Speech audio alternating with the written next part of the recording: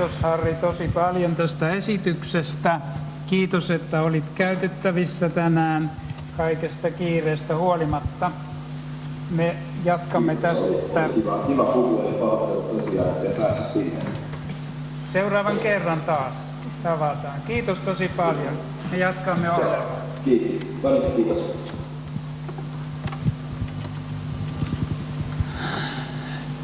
Our next speaker is our second keynote speaker, coming again from Estonia, Dr. Peter Ross, who is also a medical doctor and professor in Tallinn Technological University, and one of our partners in this health analytic process at the moment.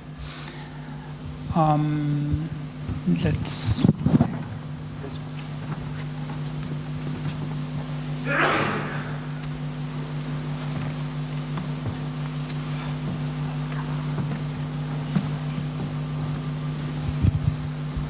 Päivä. Mitä kuuluu?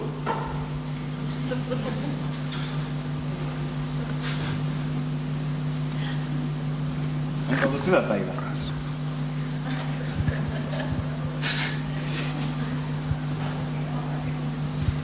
Okay, Peter, the floor is yours. Thank you very much. So it has been a lot of fun so far. Andrew and Sari, thanks a lot for invitation. This has been really nice week here for us.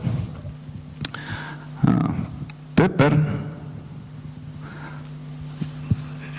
he won't support me at all. I thought that he will be like a friend of mine. Yeah, I know. Right, so I have to do it by myself. I'm Peter Ross. I'm from Tallinn. I'm professor in e-health and also radiologist working in East Tallinn Central Hospital. So in a way, I'm developing some e-health tools and educational programs, and then on the other hand, I'm using these benefits in the hospital.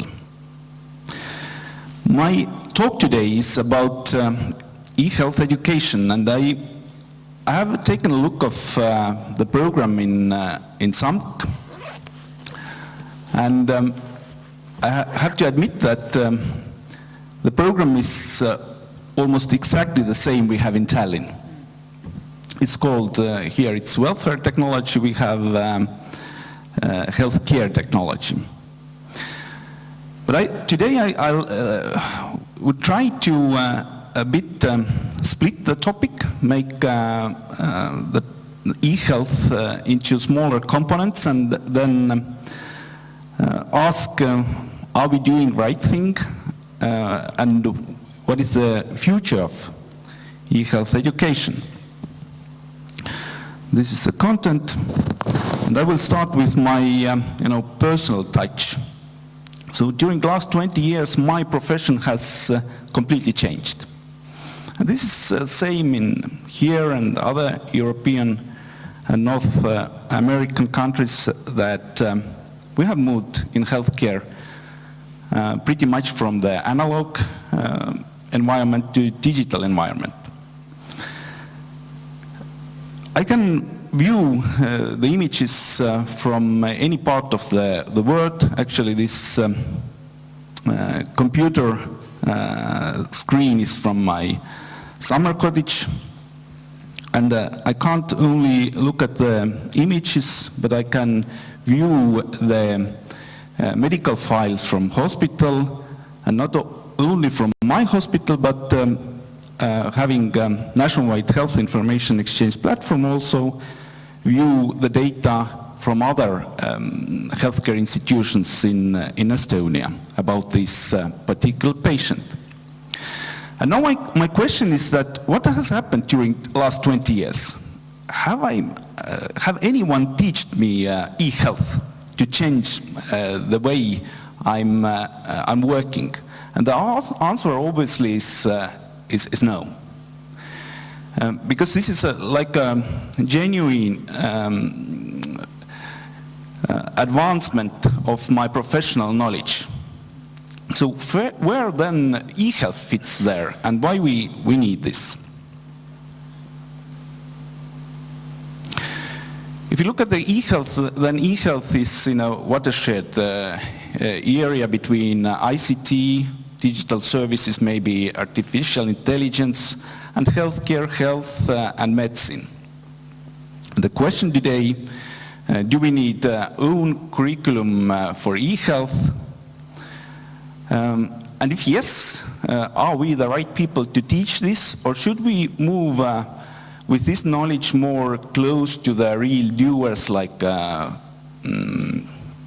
medical professionals training in university or universities of applied sciences where nurses are educated and physicians are educated.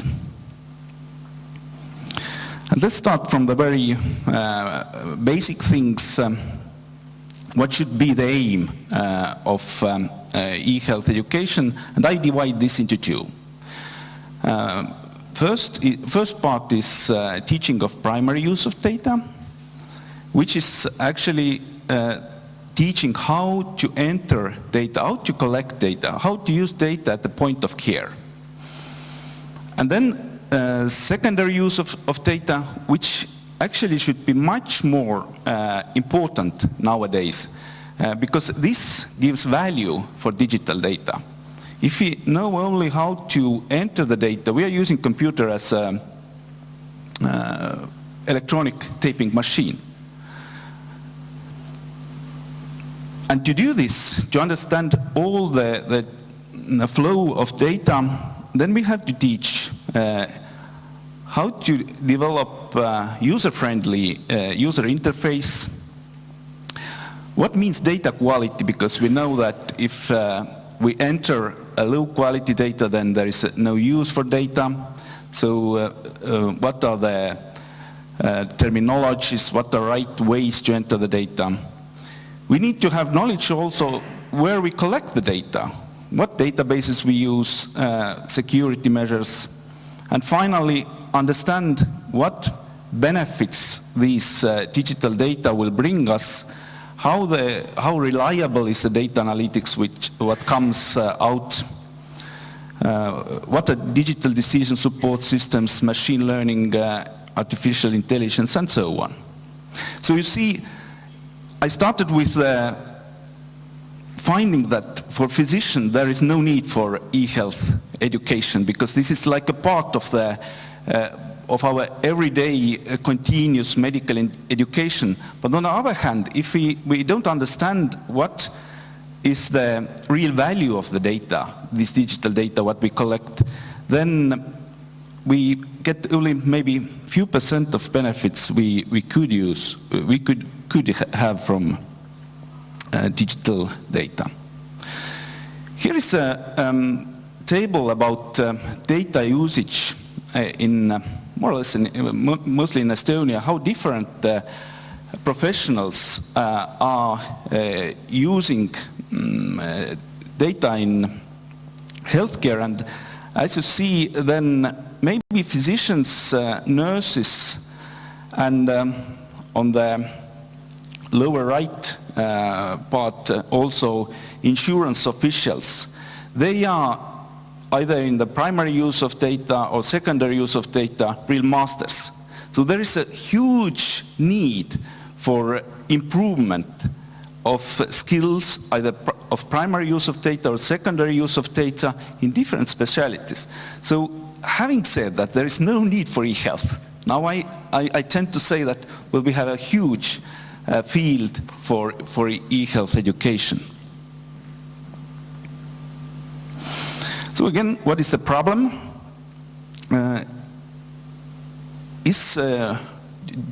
Would we like to have e-health as a part of existing knowledge? We know that as medical professionals, we have to know medicine, we have to know healthcare, and the digital part is like something extra.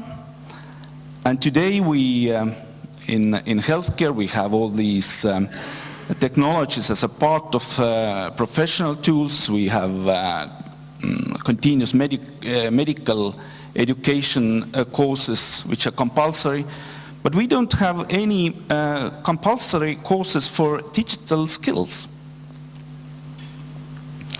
There is an interesting, very fresh scientific paper from Finland, by the way, about the experience of physicians using EHR in Finland.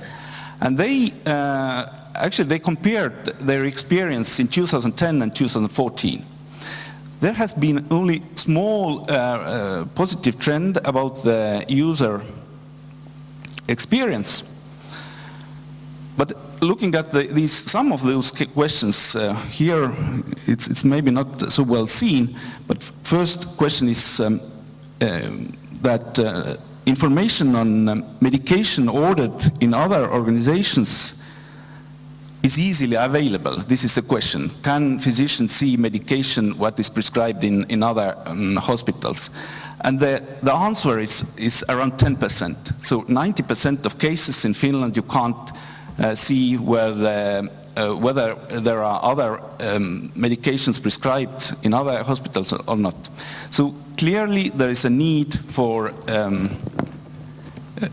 digital data usage or e-health education. Other question is about obtaining patient information from another organizations. Often takes too much time, and the answer is 80 to 90%, which means that we can't access the data. Third question in the same line, information systems support collaboration and information exchange between the physician and the patient. Again, the answer is around 10%. So you see, even though the health literacy or e-health literacy is high in Finland, we're still lacking like a cross-sectoral or cross-disciplinary e-services.